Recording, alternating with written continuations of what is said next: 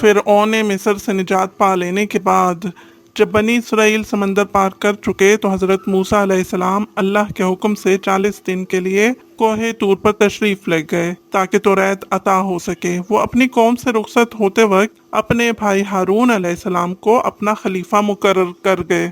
ان 40 دنوں میں موسیٰ علیہ السلام کو توریت تو حاصل ہوئی، لیکن اس دوران آپ کی قوم آزمائش میں مبتلا ہو گئی۔ حضرت ہارون علیہ السلام نے قوم سے فرمایا کہ جب تم مصر سے چلے تھے تو مصریوں کے پیسے اور رقوم وغیرہ تم میں سے بعض پر ادھار تھیں۔ اب ان چیزوں کو ہم واپس تو کر نہیں سکتے، لیکن میں یہ بھی نہیں چاہتا کہ وہ ہماری ملکیت میں رہیں، اس لیے تم ایک گہرا گڑھا کھودو اور وہ سارا مال و اسباب اور زیورات اور سونا چاندی وغیرہ اس میں ڈالو اور آگ لگا دو۔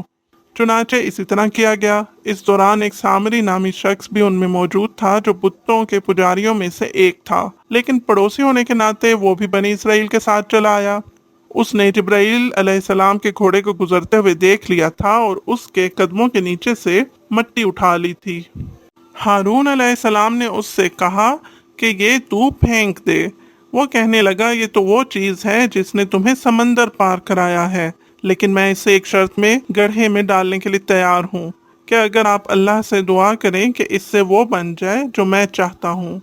ہارون علیہ السلام نے دعا کی تو قدرت الہی سے اس گڑھے میں جو کچھ تھا وہ ایک ایسے بچھڑے کی صورت اختیار کر گیا جو اندر سے کھوکھلا تھا۔ اس میں روح نہیں تھی، لیکن جب اس کے اندر پیچھے سے ہوا داخل ہو کر گزرتی تو ایک آواز پیدا ہوتی تھی۔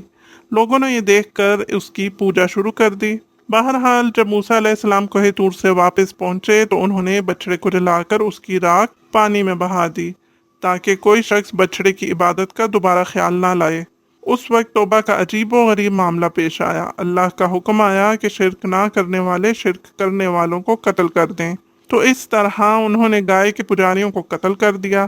جب 70 آدمی قتل ہو گئے تو حضرت موسیٰ علیہ السلام اور حضرت ہارون علیہ السلام نے دعا کی۔